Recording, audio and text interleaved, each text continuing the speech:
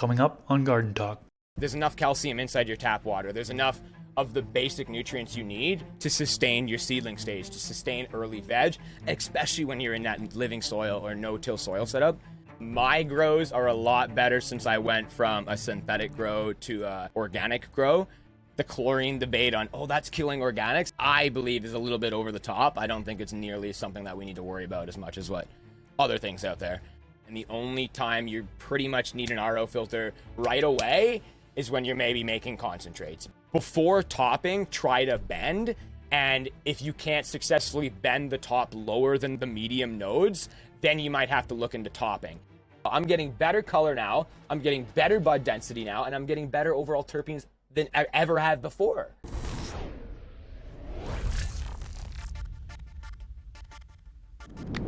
What's up, everybody? If you that don't know me, my name is Chris, aka Mr. Grow It, and you're tuned into the Garden Talk podcast. This is episode number 61. In this episode, I interview Derek from TheBudLab. Some of you may recognize him from Twitch, where he hosts a 24/7 plant community. I was actually on his channel a few weeks back, and he asked me a whole bunch of controversial questions on highly debated topics. In this episode, I figured I'd flip the switch and ask him a whole bunch of controversial questions on highly debated topics. Thanks to all of you who support this podcast through Patreon. If you'd like to support, you can do so by going to patreon.com/MrGrowIt. Before we get into it, I want to acknowledge that one of my goals for this podcast is to bring zero cost for information about gardening, all plants, to the general public. That being said, I'd like to thank the sponsors of today's episode who help make that goal possible. A big supporter of this podcast is AC Infinity. They sponsor this podcast and I use their products.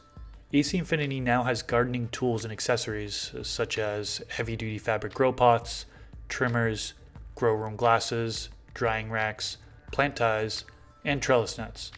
They also have all of the equipment needed for a ventilation system. I will leave a link to AC Infinity down in the description section below, and you can use discount code MrGrowIt during checkout for a discount on their products. Thanks to Spider Farmer for sponsoring this episode. Spider Farmer has recently redesigned their SF series LED grow lights. In the old version, the Samsung diodes are close together, resulting in the light being more focused towards the center of the coverage area.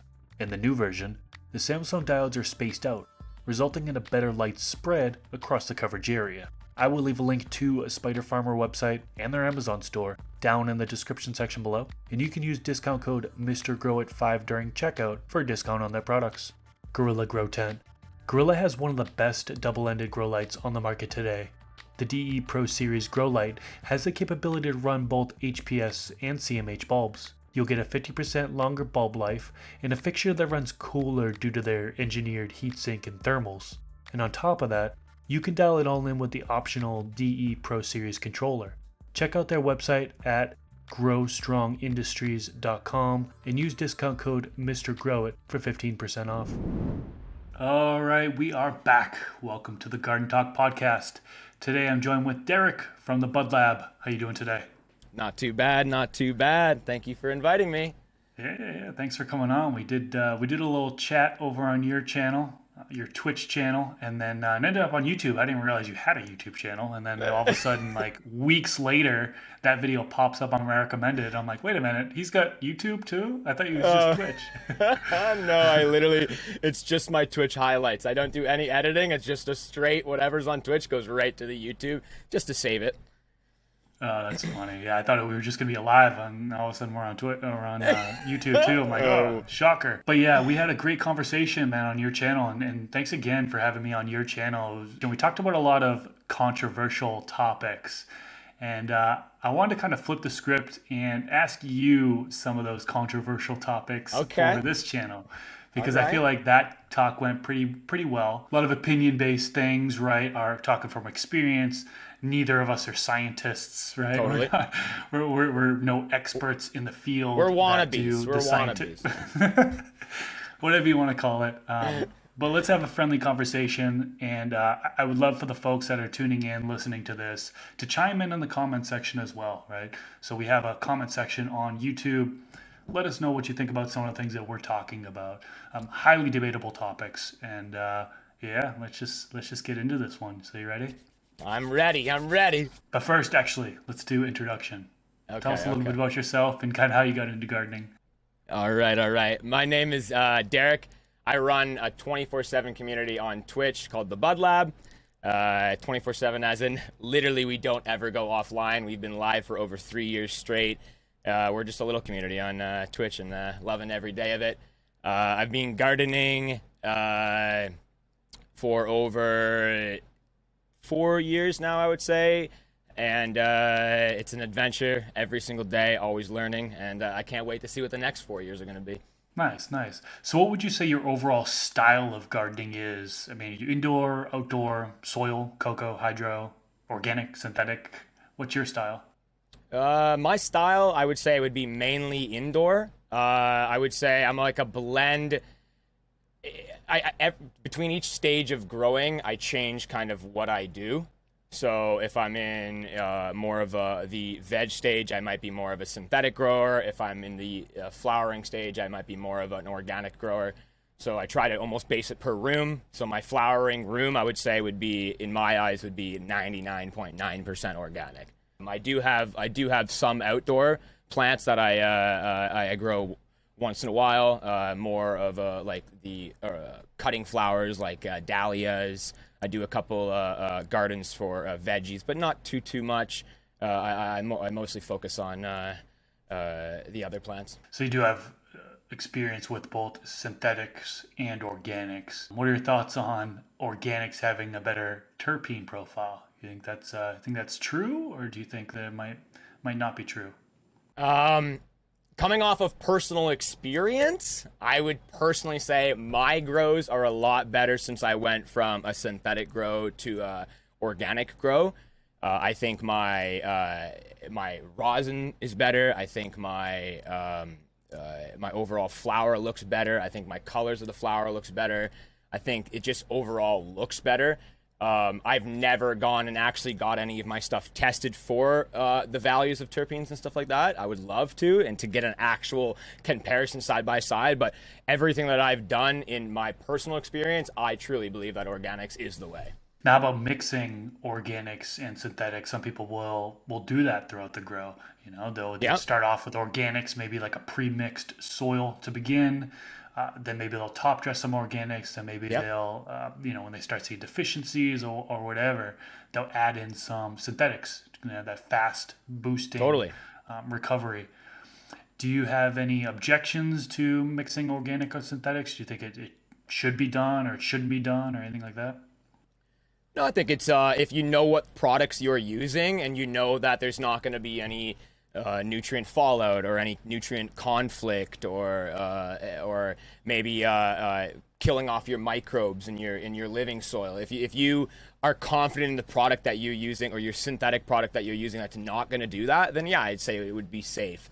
Like I definitely use. I have a synthetic CalMag for if I do need it. I definitely have different products and kelps and stuff like that I will use if I need it.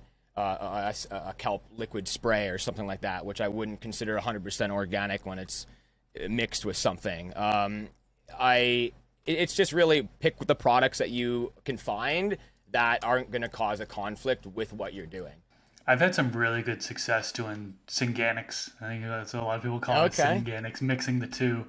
Again, starting out with the premixed soil and then adding synthetic nutrients after the fact for the rest of the grow, particularly in flower and stuff like that. And I've gotten some great results doing that. I don't have anything against it. I don't think you're going to have a poor final result, in my opinion. Yeah. I know there's people who think that the first time they feed in those synthetic nutrients, they're wiping out their microbial life that's in the medium, which is just not true. That's like the chlorine debate as well, where people are like, "Oh, don't use tap water for organics because that little bit of chlorine is going to kill your microbes." And I'm like, I don't know about that. I think we need a little bit more than just what's in our tap water. Yep. No, you're right. That's another thing. I'm glad you brought that up. Chlorine, chloramine, that's often said to kill off microbes. So you don't think that's the case, huh? I do think it does kill off microbes, but I think the amount that are in the water, like the amount that people are worrying about, I don't think is the amount that we need to worry about. Like if we are just using, say, like, and there is cheaper products out there, like we can use KDF filters, RV filters, we can do 2-stage filters, you can let your water sit for 12 hours to evaporate a lot of that stuff. So I think the chlorine debate on, oh, that's killing organics, I believe is a little bit over the top. I don't think it's nearly something that we need to worry about as much as what other things out there. There are lots of people that have their hose hooked up directly to the gardens. People are, even your irrigation systems watering your lawn or your plants around. Totally. That's all has chlorine in it. So for that to say that's completely wiping out your microbe population, I think that's false. Well, we're also drinking it as well, right? We drink chlorine in our water. We also have beneficial bacteria and stuff in our bodies. So is it humans and plants? I don't want to say they're the same, but we do have to follow similar lines of calcium is obviously important. Stuff like that's important, right? So that's a big debate. Yeah, if you're drinking water with calcium in it, I'm sorry, no calcium in it. If you're drinking water with chlorine in it, that you're wiping out the microbes in your gut biome, right? Yeah, and using chlorine in like septic tanks, you're supposed to be using pretty much the same microbes we add into our pots and into our living soils. We're pretty much adding to our septic tanks to create the same bacteria in both senses to remove the negative bacteria and only have your positive. Yeah, and then RO water. I don't know if you have experience with that, but you hear about people drinking RO water, and I actually spent years drinking RO water, and I got so much crap in the comment section when I said that, because apparently there are studies out there that's saying that it's robbing nutrients from your body, right? Because it's like it doesn't have it's not bound to anything; it's just straight H2O. So when you're drinking it, it's binding to those nutrients, and then it's depleting from your body. Depleting from your body, exactly. Some people say the same thing with plants, that you shouldn't be using RO water into your medium because it's potentially robbing the plant of nutrients. What do you think about that? Anyone who watches me knows me and RO is a little bit of a touchy subject, because I truly believe there's other methods before getting an RO machine. I think the RO machines or RO filters are the last thing we need, and the only time you pretty much need an RO filter right away is when you're maybe making concentrates. But in growing, there's so many other things that we can use to remove a lot of these things that RO water they think is the number one thing that we all need. Like, people go out and get RO machines because they don't want calcium spots from the humidifiers anymore. But you can literally buy little tablets that go inside your humidifier that remove that calcium. And it's just called a demineralizer, I think they're called. You can buy those, so you don't really need to put RO inside your humidifier. You can buy those, they're a lot cheaper. RO water wastes more water, and most of the time it wastes more water than usable water. So in places where water is very limited or water is very valuable, which it really is, you're throwing it all down the drain. So I think there's a lot of options out there that we should be looking at before we look at RO. And there's actually a good documentary online about the drinking of mineral water, and like what you were saying, they're saying that it is healthier for you to drink higher PPM water, your higher EC, higher TDS, to give you these minerals and stuff in your body. And it is not safe, like what you said, or no, I shouldn't say not safe, but it isn't recommended to drink RO water, because like exactly what you said, it is pulling away from you. And I've said that with growing before. I've said that I think if you are using RO water to water seedlings or for your veg or to do this and that, most tap water is all right, unless you're in a well or you're in a place where the tap water is not even safe to drink. And then if you're at a point where it's not even safe to drink, then it's probably not safe for your plants. But if it's within that 200, maybe up to that 300 ppm, in my opinion, it seems to be pretty safe for going through veg, going through seedling stage, and going through my flower, at least in my setup. So I wasn't aware of the tablets that you mentioned. I'll have to look those up. That's pretty cool. I didn't even realize they had those. So I do run RO. Okay. Cringe for you, probably. Hey, it's not cringe if you reuse the wastewater. Hook it up to your toilet, put it inside a reservoir, and maybe use it outside or something, right? Exactly what I was just about to say is that Dago the Hut, he was on one of my podcast episodes before, and he had mentioned that his drain line, right, that line that's the wasted water is going to, he's put it into a bucket and then using it on his plants outdoors. Exactly. So it's being used, right? You're not wasting that water. But what is it? For every gallon, it's draining out 3 gallons or something like that? It's kind of crazy. It's from 1 to 1 all the way up to 1 to 5. So it's depending on what your base water going in and what you want coming out. And a lot of people are chasing for that 0. And you can get a 1-to-1 and come out with like a 10, rather than a 0, come out with like a 10 ppm, which in my opinion is even better, because you can't use pH pens in RO water. It breaks your pH pen. And so many people do it, and then they come back, why is my Blue Labs pH pen all uncalibrated? And you're like, it's because the RO water, and it says right in the manual, it cannot be used in RO water. So they always recommend put a little bit of CalMag in your RO water before using the pH. But if you already start with like a 10, not the 0, you have a little bit of minerals in there for the ion exchange in your pH meter, and it works. It doesn't cause any problems. Most of these RO systems aren't actually stripping it down to 0 ppm anyways. Like mine, I think is, I've had some that went down to 20 ppm, 40 ppm. I think 8 ppm is what I measured recently. Okay. So I do have the ability to, I know exactly what you mean though, right? It's like, even with ppm meters, it's not going to read it properly, right? Exactly. So I have a starting base water of 150. And at 150, I think it is perfect. Like seedling stage at 150, you don't need to add any nutrients to it, because there's enough calcium inside your tap water. There's enough of the basic nutrients you need to sustain your seedling stage, to sustain early veg, especially when you're in that living soil or no-till soil setup. You can be feeding no nutrients and just living off that living soil for months, weeks, just by using tap water. I wish I had that low of ppm. My ppm on my tap water comes out at 485. I think that's the 500. I think is the last limit, at least here, for safe drinking water. Same with the States. Yeah. Yep. Okay. So I'm right on the edge there. Yeah, you're right on the edge. Maybe that's why you got an RO machine, eh? But I can always, and I haven't done this yet, is send out a water sample to get a water sample report, and then I can actually see what's in the water. And then actually you can formulate nutrients around that, right? So we talked about potentially, having a lot of calcium in the tap water already, magnesium or whatever else is in there.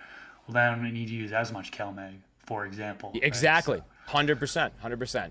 Yep. And I think people who are using, like, in my opinion, if you are using a media where it is, you do have to add more calcium, like Coco, for an example. Tap water is actually a savior almost, because you're not having to add all that calcium because you're already giving it.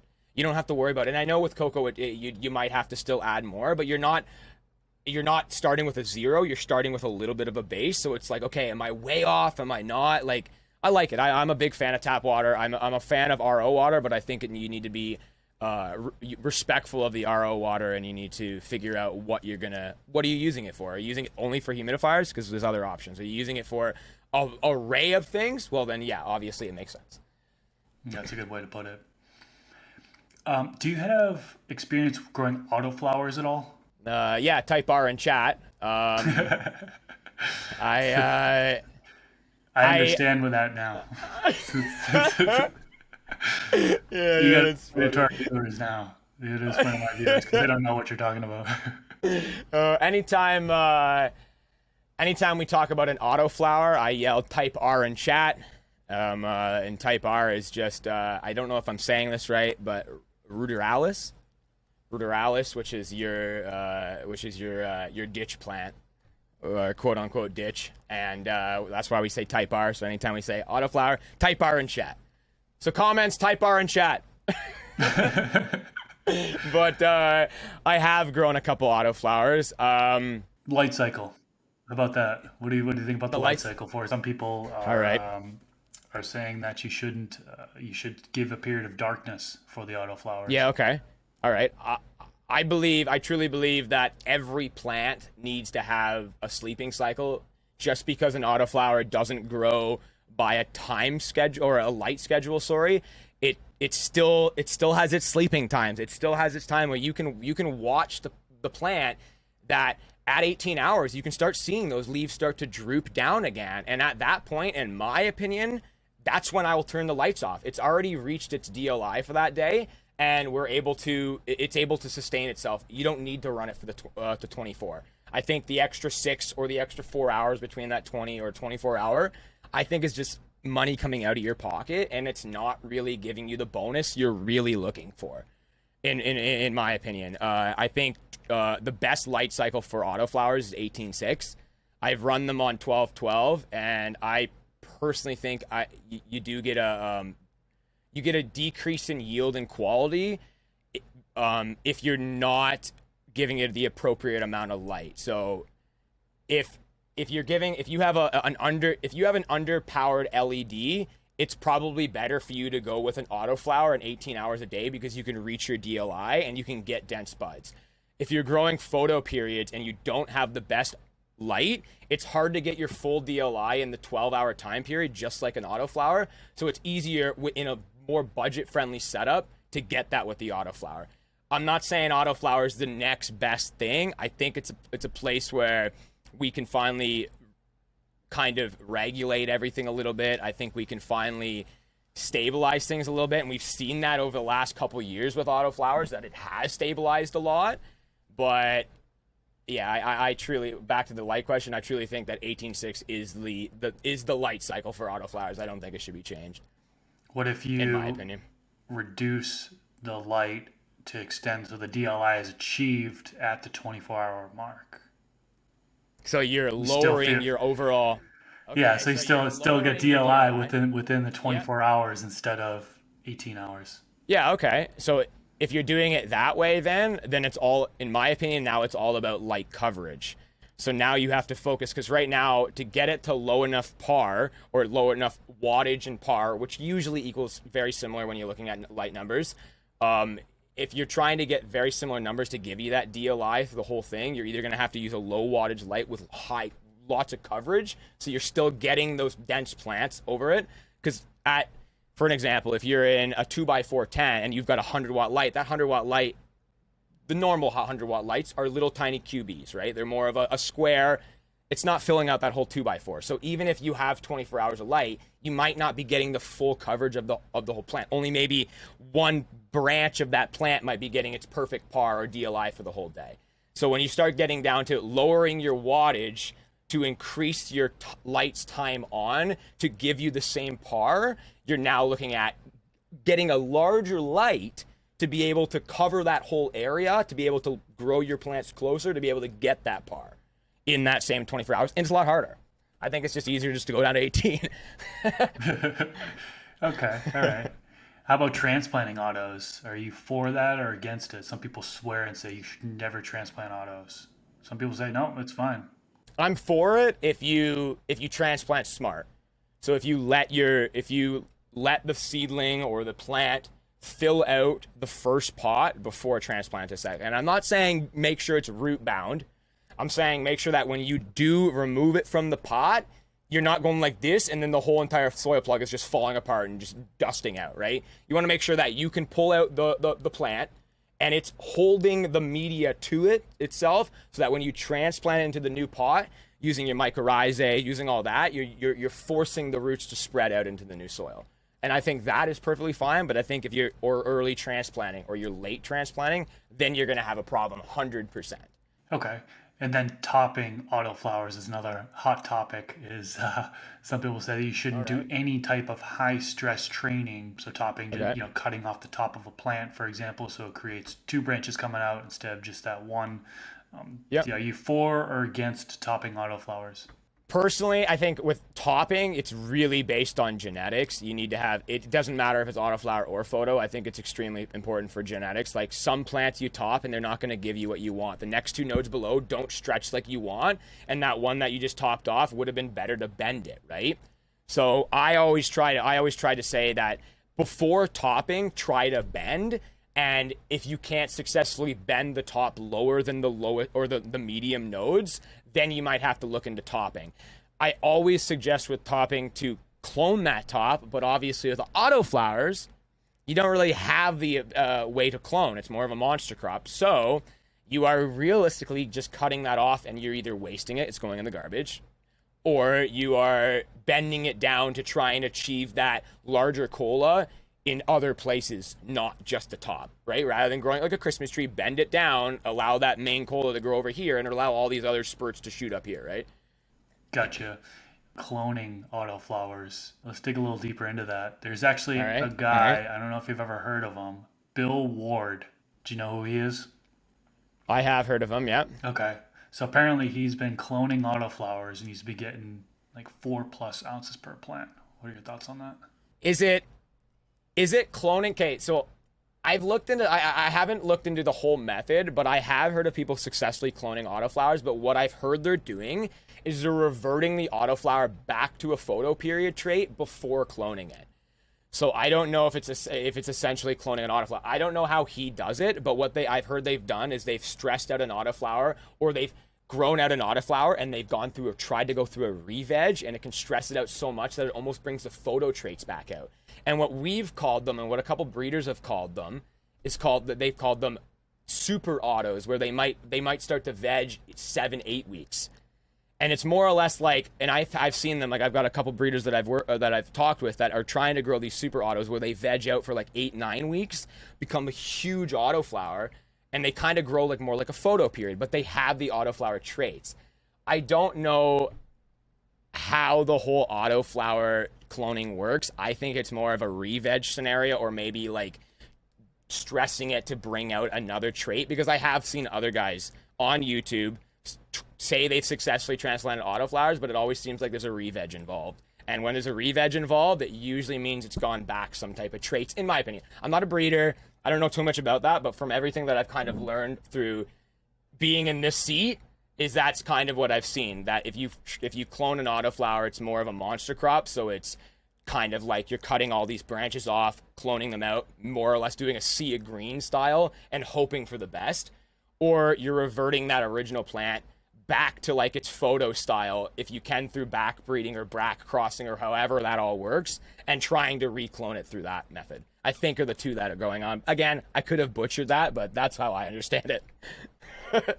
Gotcha. Yeah, I haven't watched Bill's videos, but it was like a recent Garden Talk podcast episode with somebody mentioning that. They mentioned that it's pointless to clone autos because once you clone it, it's going to start to flower still in the same time cycle, so you're really not going to get much of a harvest. So you can actually clone it or root, but you won't get much of a harvest. And then the comment section was just flooded with people mentioning Bill Ward and what he's doing over there. So I have to go over there still and check it out. I would love to learn more about it and learn more about the whole breeding side of it, because I do think that we haven't even touched base on a lot of that stuff. I think like there's going to be other ways of doing breeding and other ways of maybe hate using this term, manipulating or mutating the plants in different methods to maybe come out with another freak show or whatever, right? Like, you don't know. Like, I saw your last videos. That is looking awesome.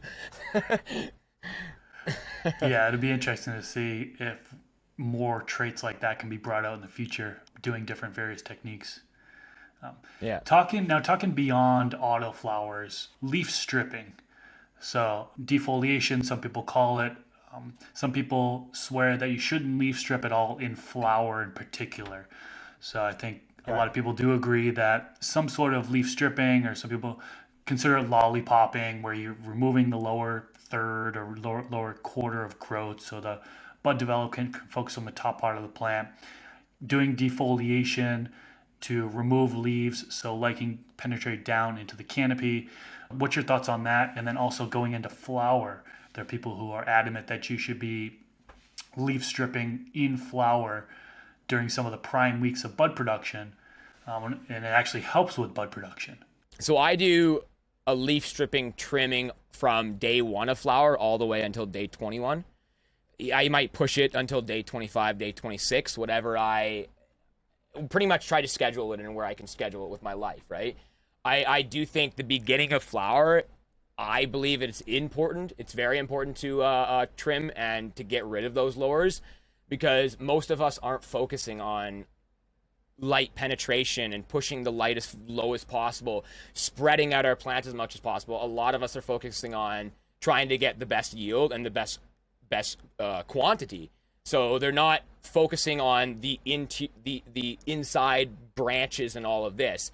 So how I always have done it, and how I try to push and try to show my stream, is from day 1 all the way until day 21. I pretty much do every other day.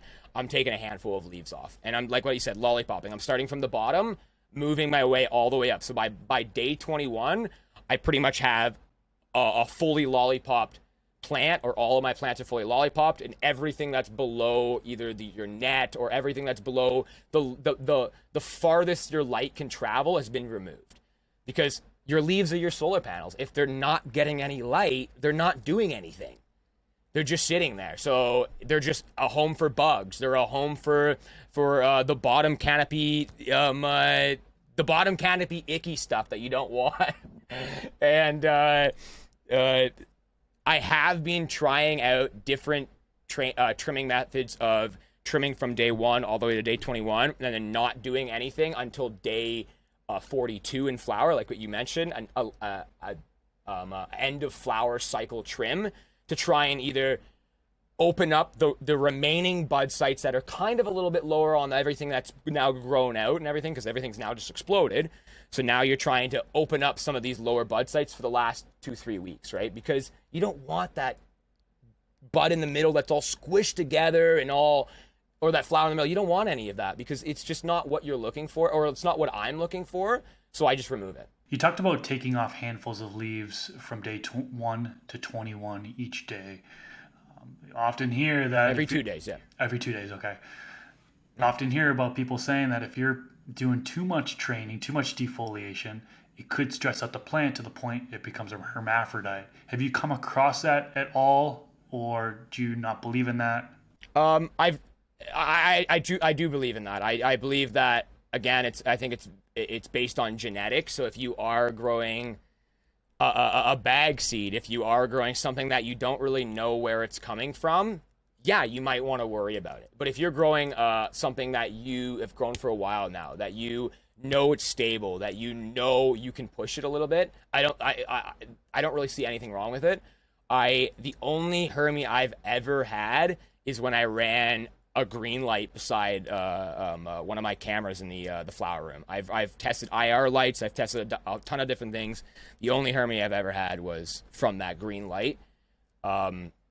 So the trimming, I think maybe the biggest negative to over trimming and leaving a lot of and trimming up a lot of the bottoms would be that if your plants aren't as healthy as they could be or can be, and your room's not as clean as it should be, it's definitely more susceptible to bringing in things into the plant. Like if you have molds, or if you have bacteria or something in your garden, you're cutting up all these plants, you're leaving an exposed source for these things to travel right into your plant, right? Like bud rot, all these different things can happen if you're over cutting. And that's why they try to tell you not to trim outdoor plants very much, right? Because the more cuts that you have and on these outdoor, the more things can get into that plant, right? That makes sense. You talked about green light. I want to circle back to that because, they sell those green headlamps and they're like, oh, well, go into your grow, just turn on the green light. Fine. Plant's not going to have any issues with that whatsoever. You found the opposite. You said you actually had plants turn hermaphrodite from the green light, right? Yeah, it was actually crazy because what I did is I wanted to display the trichomes forming on a plant in real time for people. So on my live stream, I put a camera right up to it, and I put a green light right above it. And the green light is because the camera I was using didn't have any IR for night. I used the green light it was a 1 watt smart LED, and I had it dimmed to 2%. You couldn't even really see the green on it. It was so low. The only thing that could see it was the camera. And only one branch on the whole entire plant hermied, and it was the branch that I was trying to macro. It was the only one, and it's this strain I continue to grow today. I've cloned off of that one. It hasn't rehermied. It's one of my best plants, and I've never had any problems with it now. And the only thing I can say that it was from that green light. I have seen the green lights that people put on their headlamps or on their head, and they go in their garden, this and that. I think they work if you're going in there for like 5 minutes, 10 minutes. But then at that point, is 5 minutes of light on, or if you opening the door for 5 minutes and taking a couple pictures really doing harm then to get that green light and go in there and make sure that you're Inspector Gadget with the green light? I don't know about that. Oh, that's super interesting. Good little experiment that you chose to do, and that was the result you got from it. So interesting to hear. That was, if you look at the very beginning of my stream 3 years ago, all of the nighttime photos and nighttime footage was all green. Now it's all gray because I've upgraded to IR, because IR doesn't cause certain wavelengths of IR doesn't cause any problems. So the wavelength of IR in security cameras, or most security cameras, I should say, is good for plants. And I wouldn't say all plants, because I have tested my greenhouse and I've tested some of the outdoor cutting flowers, and I have noticed that some of them that are near the IR at night are growing 4 times bigger than the ones that aren't growing near the IR at night.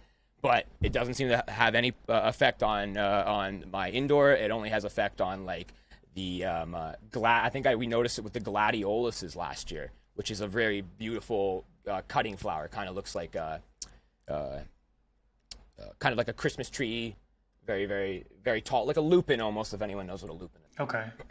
So yeah, spectrum manipulation, that was on the list here. Anything else in regards to spectrum that you think are maybe controversial that we missed there? I mean, we touched upon IR and green light a little bit. Anything else? UV stuff? Yeah, UV. We're looking into a little bit of UV. I'm trying to learn a little bit of it. Right now, or 2 years ago, all these LED companies were coming out with these UV diodes on their HLGs or on their Samsungs or whatever the heck lights people are using. They're trying to sell this UV LED. And all of the research that I could do on is that these UV LEDs were at a third or an eighth of the lifespan of your full spectrum diode. So you're buying this LED that these UVs are only going to work for maybe 1 or 2 grows, and then they're going to die out, but then you have this light that now is supposed to have UV, but it doesn't have UV. So I think 2 years ago they started changing into different bulb style lights, because they started realizing UVA and UVB work better in bulbs rather than LEDs. They seem to not have the technology for LED. We are coming out with it, definitely coming out with it. But for growing right now, it seems like the best UVBs you can get are in still fluorescent bulb styles. They're the ones that seem the best. People are now testing UVB in flower cycles to try and increase the terpene percentages for concentrates, or and try and increase the overall trichome resin percentage so they can get more return on their concentrates. People are trying it with like turning on UVB or UV light 2 hours a day in mid flower cycle, or turning it on at 2 hours at the end of your flower cycle, or turning off all your flower lights and then turning the UV on just for an hour and then turning back on your flower lights. Similar to how people are using IR 15 minutes before turning lights on and 15 minutes after turning lights off to try and send your plant to sleep faster and to wake up your plant faster. People are testing all these different theories of different wavelengths and this and that. I think it's all trying to manipulate the sun as best as we can, or try and figure out what we can do better than the sun. The plant grows awesome in under the sun, but what can we make? What can we do? What spectrum can we add? What wavelength can we add? What can we do extra that can make it even better? Yeah, I mean, you said it pretty well there. The sun is kind of limited to that one spectrum, right? It's like we have the ability to change the spectrum and change the morphology of the plants. So there's still a ton of studies going on in regards to this. I'm sure this is something that's going to be happening for the next 5, 10 plus years, seeing what the spectrum does for the morphology of the plant. So I'm excited to see what outcomes in the future. You know? Well, it was crazy too, because 3 years ago, if you wanted a flower dedicated light, you were getting a light that was around 3,000 kelvins, right? Which is more of a red spectrum, right? More on the red, more on that yellowy red spectrum, not so much blue, right? And then you would use the blue spectrums for your veg, right? But now we're starting to realize that that's not really what we're trying to do anymore. Is you see a lot of these flower lights that are coming out now that are at 4,500 kelvins, or they're at 5,000 kelvins, trying to push as much blue light as possible on those flower, and they're offsetting it with IR and red now. So they're saying, okay, let's maximize the blue spectrum as much as possible, because we know blue counts for leaf growth, the node spacing, this and that, right? And then now let's throw it with some IR. IR does very similar to blue, but now on the red spectrum, right? And it can also create bud density. And now because now we have IR and now we have blue, now we're getting way too much. We're almost getting too much stretch. It's almost an offset now. So now we add a little bit of red just to create that perfect balance. And like with the lights that I use in flower, they're 5,300 kelvins. 4 years ago, people would be like, why are you flowering with veg lights? And I'm like, no, I'm getting better color now, I'm getting better bud density now, and I'm getting better overall terpenes than I ever have before. It's crazy to see that shift. It's interesting. Yeah, it's really crazy. Yeah. Mm-hmm. Let's flip it up. Let's talk about flushing. Hot topic. This was I actually I actually went on my Instagram and I did a story and asking people for these controversial topics for this particular talk. So shout out to those folks that mentioned flushing as one of them. That was on my initial list, but there was a ton of people that want to know your thoughts on flushing. So what do you think about flushing? What's your thoughts on that? All right. Okay, so the term flushing is thrown around with way too many definitions, and I think some of the definitions that are being thrown around are a little bit out of the ballpark, and some of them make sense. Some of them make perfect sense. So when I think of the term flushing, I immediately think of revival almost. Anytime I need to flush something, it means my plant is in an oopsie state and I need to fix it, is the way I look at flushing. So I am trying to remove a buildup in the soil so that my plant isn't uptaking that overabundance of nutrients that's in there. So I'm not removing the nutrients from the plant physically. I am allowing the plant to eat what's already being what's already inside its system, and I'm removing it from the soil. Because the way I look at it is that your soil life is the most important thing in my grow, is that if my soil is healthy, my plants are healthy. There's no way, from everything that I've learned and everything that I've done, there is no physical way that you can remove what's already in your plant. So if you're at week 9 and your plant is obvious signs of way too much nitrogen, you've got the curling leaves, it's so green that you can like see yourself in it because it's mirroring back at you, and you're saying, oh, I'm just going to throw 10 liters of water in it right now and harvest it in a week. And you're saying, oh, that's going to remove all those nutrients that's in that plant to give me a better smoke. That's not happening. And we just need to get that out of our brain, because that's not happening and it's never going to happen. What flushing is that we are adding water to whatever we need to do to revive it, to repair it, to start it over, is what we're doing. How I grow, because I grow with top dressing, and my last top dress in flower is at 6 weeks of flower, I don't feed anything except for water the last 3 weeks. So a lot of people look at me and say, oh, you're flushing anyways. I'm like, no. I top dress. It's slow release, meaning I top dress 6 weeks, meaning takes a week to start the slow release. So by week 7, it starts to slow release into the roots. Now the plant's uptaking it. So by week 8, it's getting full nutrients, and then by the time week 9, week 10, when I harvest, it's pretty much ate up all the nutrients in its soil to the point where it's now where I need to start adding it again. So it's depleted all the nutrients, and that's when I harvest. So when it's depleted all the nutrients in the soil, not me trying to force the nutrients out of the plant, because that just doesn't happen. And it is a daily topic on TBL. I think just the term is just not used correctly, because I just think people are thinking it's physically removing it out of the plant, which is not. I think if we just change the term of flushing to like revive or like final step or something like that, I think it would make a lot more sense. And then going into like the flushing products, like there's a lot of products out there that are literally advertising this flushing stuff. Like, put it at the end of your grow because it'll do this and this and this and this and this, right? And you're thinking, okay, like how is this working? And then you look at a lot of these products, they're humic, they're fulvic acid based, or they're magnesium based, and all that stuff does is it breaks down what's already in your soil, and it allows your plant to uptake it, or it allows you to get it out of the soil faster. So that's all that stuff does. It's not doing anything to help break down your plant's nutrients in the cell walls and this and that. It just doesn't work. And I'm just hoping that the term flushing changes to the point where people are realizing flushing doesn't create white ash.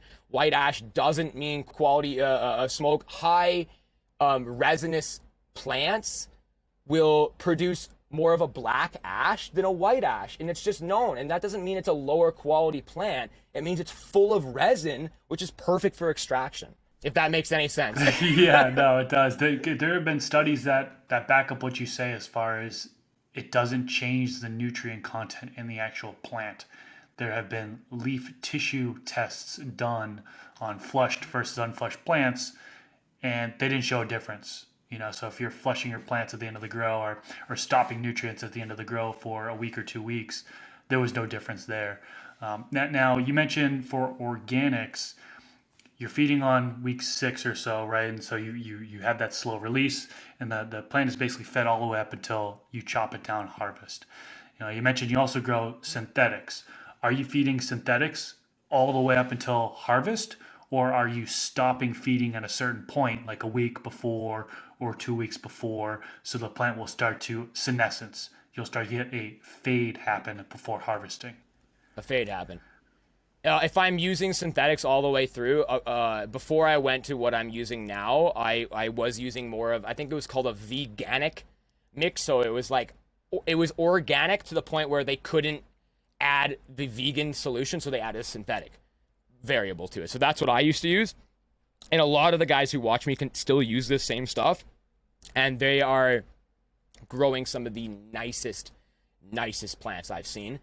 A lot of them don't flush at all. They push it right to the end. I do think not feeding the last week, I think is smart.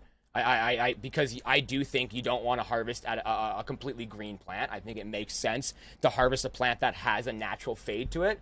Like, it just makes perfect sense too, because when the plant is naturally fading, it means it is putting itself in the final life stretch. Means it is trying to push out more trichomes. The trichomes on the plant, the resin on the plant, is its defensive structures or its defensive mechanism, so that when it is fading, the plant is signaling itself that this is my end. This is my end. I have to reproduce to either get myself going, which is why I would pump out more resin to try and get pollen stuck to me, right? Or we pump out more resin because that's the stuff that we want, right? So in turn, that anytime I look at a fade in a plant, that means, in my opinion, that means that plant is stressed, or that means that plant is ready to go. So when the plant is ready to go, that means, in my eyes, it's already in its final stage of pushing out those trichomes, pushing out those colors, doing whatever you need to try and get the best possible plant. In direct relation to that, ice flushing, another thing that people do in order to stress their plant at the end, like you mentioned. What are your thoughts on ice flushing? I think it's like an old method, maybe, that it's not the roots that you're trying to freeze, more or less, to bring out the color. It's a lot of the color is associated with just the cold temperatures on the plant itself, not so much the roots. So if, like, the way I look at, a lot of people added the ice to the flushing to try and stress it out, to try and bring out these cooler colors. I stressing any type of stress at the end, I think, is going to be a positive, but I also think there's some that don't really work and there's some that do work. I think people who are stacking all these different things, like doing the ice flush during a 48-hour darkness, during a full in-pot drying cycle or something like that, right? Like, I think stacking all these things to try and increase the stress, to try and get a better product, I think is maybe doing a little bit too much.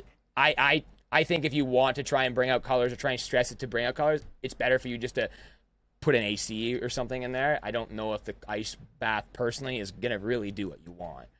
Okay. Now, how about the old stem splitting technique? Have you heard about that? Yeah, I have people sticking like pencils and stuff through the actual stalk, and sticking like Lego men through the stalk to try and increase the stress. I don't grow big enough plants inside to split my stalks like that. If I'm growing a plant outside where my stalk is big enough to split like that, I would be worried for bud rot. Like, I would be like, the number one thing that you get outside around here is bud rot in your plants, and it goes through like broken. Like, if you break a branch, it'll climb right through there. It'll affect that whole branch.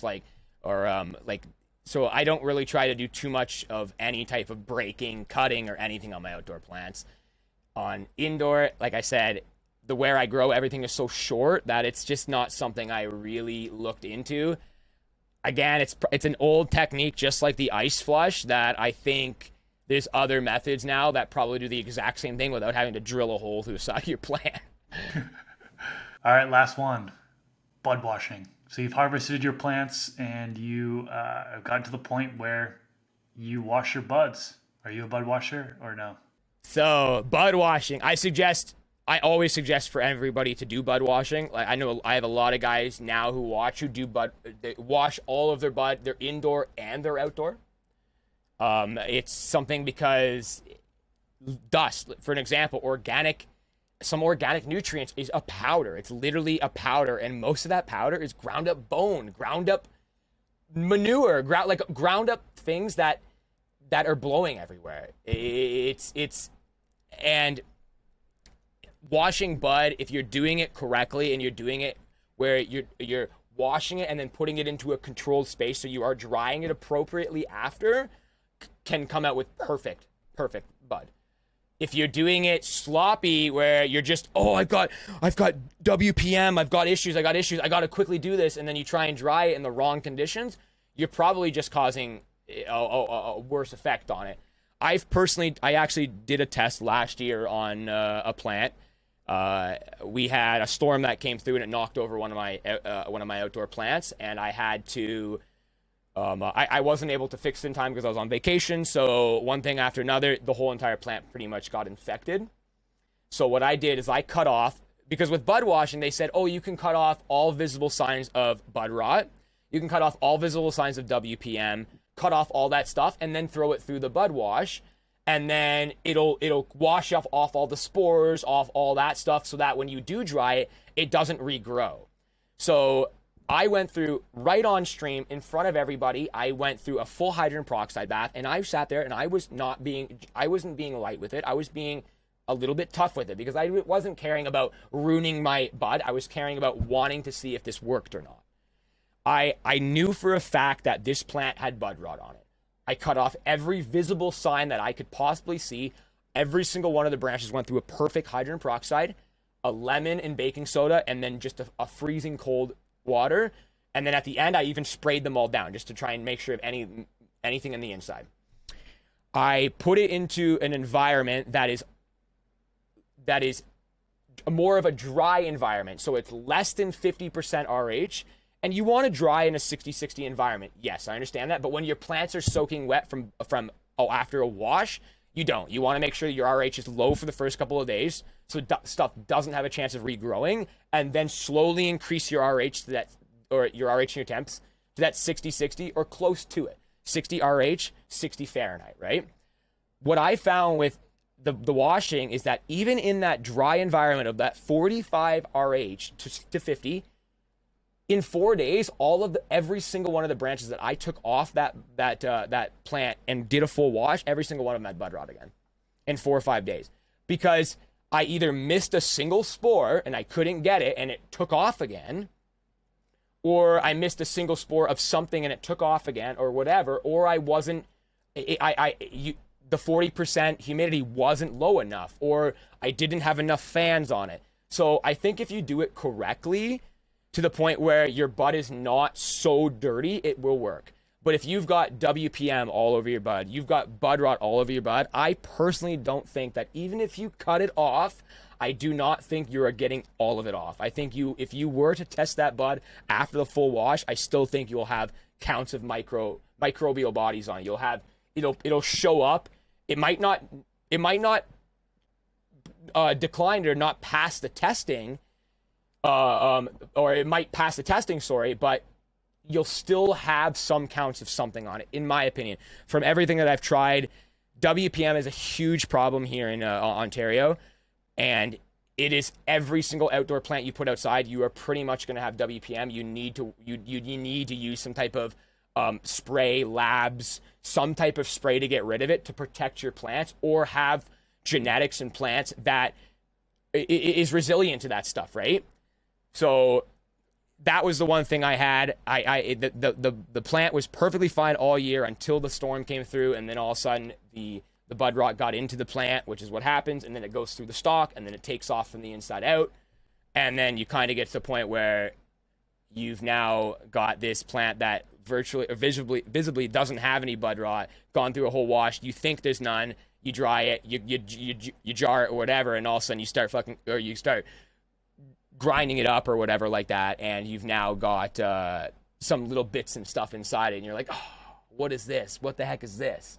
There's a couple things that might have made it worse, is that the washing might have sent it in even farther, and if you have really dense buds, you might have sent a spore or whatever in a little bit farther, and it might have not been able to get out of it, because the trichomes and stuff on the outside of a plant is almost like it's sunscreen. So when you do put this branch inside water, it's almost like the water, it's hydrophobic almost. And it's not until you really shake it in there where you actually get it where it might be going into the center of these flowers, right? If you're not really beating up your bud, I don't know if it's really getting or gonna get rid of that. Or we have to use higher amounts of hydrogen peroxide, which then starts to kind of count, well, you're oxidizing all your terpenes, you're causing a lot of negatives, this and that. I'm not against bud washing. I just think that if your plant is too far gone, I don't think suggesting bud washing is the best thing to do. I think suggesting getting rid of it is probably better, because I'm so big on molds and this and that. The reason why I grow is because I don't know where others is coming from. I know where mine is, so if I have a problem, I can address it. If I don't know where that problem is, there's no addressing, and then I have that paranoia factor, right? So anytime I see any bud rot, any WPM on my plant, that plant immediately becomes a learning experience for me, and I try to do everything I can to get rid of it, either using lab spray, milk spray, and if I can't, no hard feelings to me. It goes in the garbage. I'm not risking it for me. I'm not interested. Wow, what an episode. We talked about a bunch of different controversial topics, man. And you had, I was interested to hear that you had a lot of experience doing some of these small things, like with the green light, for example. You had some good findings there. With the bud rot, you had some good findings there of experiments that you did yourself in order to come to the conclusions you came to. So that was pretty cool to hear. So wrapping things up, how can the listeners find you, and what do you have upcoming in the future? They can find me on Twitch TV / TheBudLab. They can find me on every other social media platform, TheBudLab. I'm live 24/7, so there's always something going on. Now that it's summer coming here, our outdoor garden is going to be opening up. We're going to get lots of plants out there, which is going to be exciting. We actually have a virtual water gun during the summer where anyone in the chat can actually turn on this water gun and shoot squirrels or shoot me or my wife walking by when we're in the garden, which is always fun. Next week, we have a little bit of an interview actually that you might be interested in with more of a lab talking about bud rot, talking about microbes, talking about WPM, talking about what you can and can't do. So I'm kind of interested in that. But like I said to Chris earlier, I'm my own little guy over on Twitch. People call me the Mr. Grow It of Twitch over there, and people think we're brothers or something. We always have some fun. Yeah, I think they do, eh? That's hilarious. Brothers from another mother. Well, I'll definitely have a link to your Twitch channel down in the YouTube description section below. And if you're tuning in on one of the podcast platforms, just Google him, TheBudLab. He'll come up on the search results. If you enjoyed this episode, click that thumbs up button. Also, subscribe to the channel if you haven't already. Every single weekend, I'm releasing a new Garden Talk podcast episode, and I'd love for you to tune into future episodes. Derek, thanks so much for coming on, man. Totally appreciate it. This was super fun, and I hope you enjoy the rest of your day. Yeah, thank you for inviting me. Guys, have a great day. Thank you. Peace out, everyone. See you in the next stream.